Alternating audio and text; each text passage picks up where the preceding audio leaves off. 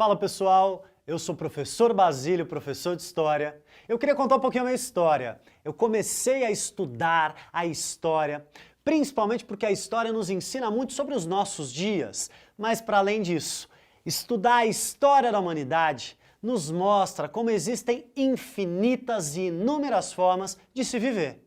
E nenhuma forma é melhor do que a outra. A gente precisa não hierarquizar, mas a gente precisa principalmente entender a diversidade de formas de existência. Então, nesta aula nós vamos conversar sobre Antiguidade Oriental. E por que oriental? Porque nós temos também a Antiguidade Ocidental quando pensamos Grécia e Roma, mas nessa aula nós vamos falar de Egito, de Mesopotâmia, dos hebreus e também dos fenícios.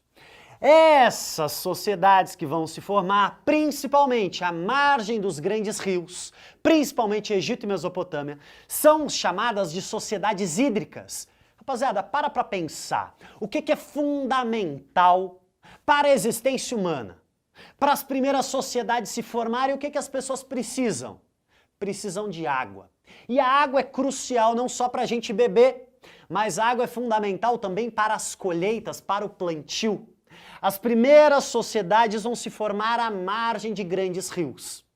E ela vai começar a crescer. Quando as pessoas começam a plantar e colher, a sociedade vai crescendo, as pessoas vão se alimentando melhor, as pessoas vão deixar de serem nômades, portanto de ficarem circulando em busca de comida e vão poder se sedentarizar, ficar num só lugar e plantar a sua comida. Só que vai começar a nascer uma coisa muito interessante. Algumas pessoas vão começar a se especializar, vão começar a olhar as estrelas, vão começar a pensar nos melhores momentos de plantar e de colher. Começa a nascer nessas sociedades uma divisão social. Alguns que trabalham e alguns que organizam o trabalho. Começa a nascer também a necessidade de proteger essas terras férteis nas margens dos rios. Começa a nascer o exército. Algumas pessoas que vão se especializar não em plantar, mas em proteger essas terras. Conforme essa sociedade vai crescendo cada vez mais, começa a surgir a necessidade de explicar certos fenômenos. Fenômeno como a chuva, fenômeno como a vida, fenômeno como a morte. Começa a nascer uma classe de religiosos, de sacerdotes. Começa a nascer as primeiras experiências religiosas. E conforme o plantio vai dando certo e as pessoas vão plantando e colhendo, começa a sobrar comida. Então começa a haver um grupo de pessoas que vai se especializar no comércio. Essas sociedades que nascem à margem dos rios, elas têm algumas características. Pessoal, o Egito está nas margens do rio Nilo. A Mesopotâmia, Mesopotâmia é uma palavra interessante, meso significa meio. Pótamos vem igual hipopótamo, vem de rios. Mesopotâmia é uma região entre rios. Olha só essas arvorezinhas aqui. Nós temos no Egito, graças ao rio Nilo, um território muito fértil. Da mesma forma, aqui na Mesopotâmia, graças aos rios Tigre e Eufrates, também um território muito fértil. E nós temos ao redor desta região fértil muitos desertos. Então, circundado por desertos, terras férteis.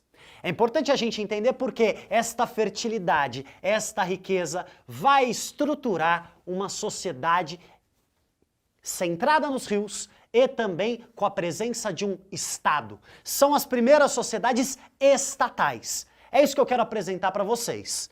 Tanto Egito quanto Mesopotâmia têm a sua política estruturada em dois espaços, ou nos templos ou nos palácios. Ou seja, o poder político e o poder religioso lá estão juntos. Por isso que nós falamos que tanto no Egito quanto na Mesopotâmia, nós temos monarquias teocráticas. Explico para você o que significa isso. Monarquia quer dizer que tem um rei, quer dizer que tem alguém que controla o poder de forma individual, um rei. Mas um rei que é teocrático. O que quer dizer essa palavra?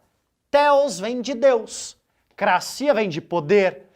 Teocrático é um poder vindo de Deus. É um poder visto como religioso.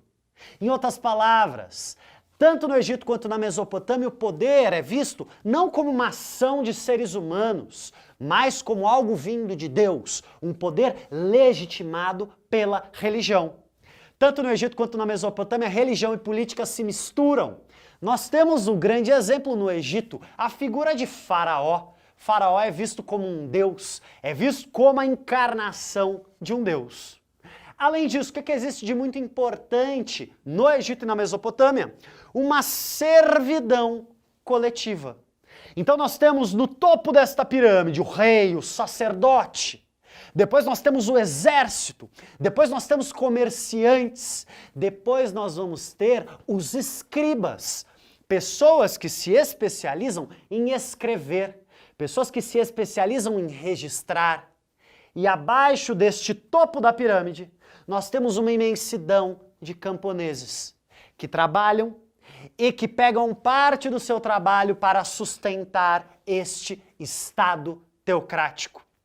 E uma característica muito importante, essas são sociedades politeístas.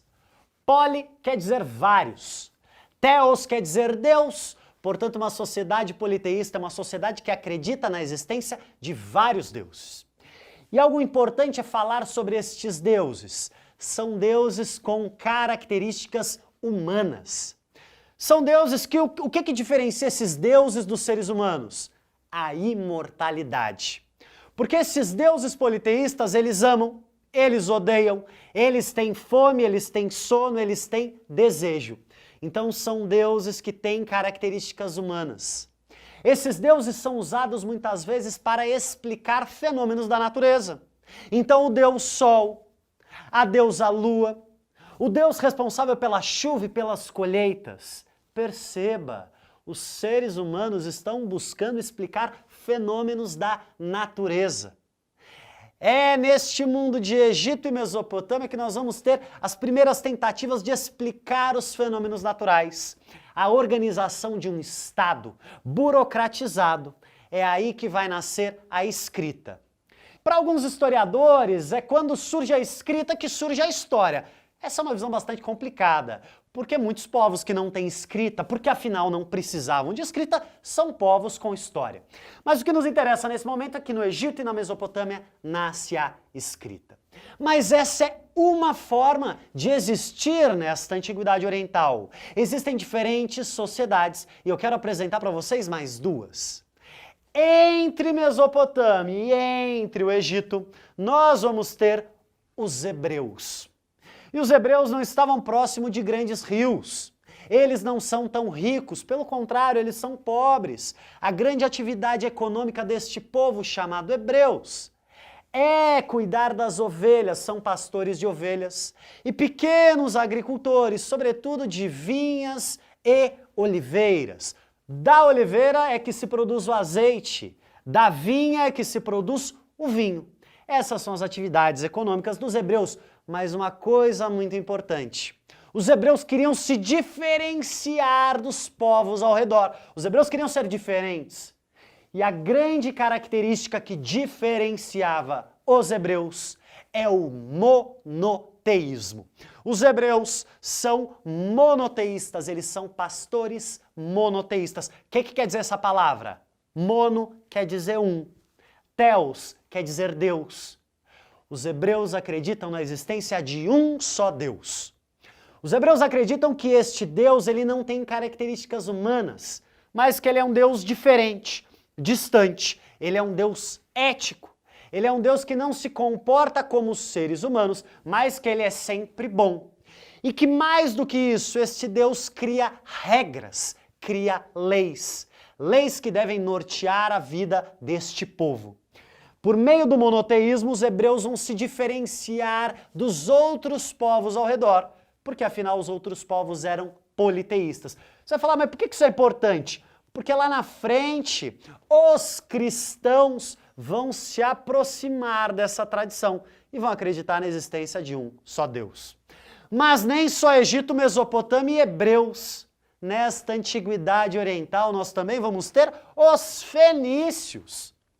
Os fenícios eram grandes comerciantes. Os fenícios, que habitavam aqui próximo ao litoral, os fenícios não tinham nem rios, nem ovelhas, então os fenícios buscavam se virar. Os fenícios buscavam sobreviver como desse, e eles eram pequenos comerciantes. Eles eram grandes vendedores ambulantes pelos mares. E desta forma, eles, por meio do comércio marítimo, vão ter uma forma de existência muito fragmentada. Cada comerciante vai buscar ali estabelecer o seu ponto de comércio, e os fenícios vão criar o alfabeto. Os fenícios precisam criar uma forma de registrar, mas que seja fácil, para que em cada uma dessas regiões eles possam estabelecer relações e comércio. Perceba, diferentes formas de existir. Qual é melhor? Nenhuma. Cada uma delas é uma forma diferente de existência e de organização social. Então nessa aula o que vimos? Egito e Mesopotâmia, o poder em templos e palácios. Hebreus e o seu monoteísmo. Fenícios e o seu comércio. Agradeço a sua atenção e agora eu vou dar um minutinho para vocês tirarem uma foto dessa lousa. Um forte abraço.